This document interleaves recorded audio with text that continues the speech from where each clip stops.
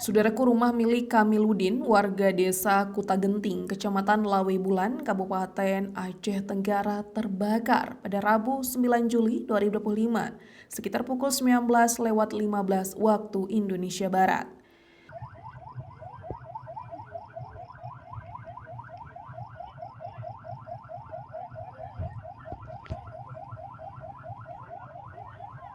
Rumah tersebut ditinggal pemiliknya saat sholat maghrib di masjid.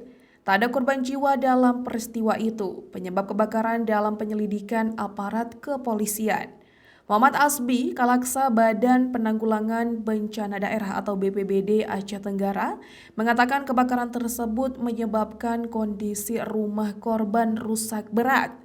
Dalam musibah kebakaran itu, petugas Damkar Pos Kota dan Pos Kandang Belang langsung bergerak ke lokasi kejadian untuk melakukan penanganan kebakaran rumah tersebut.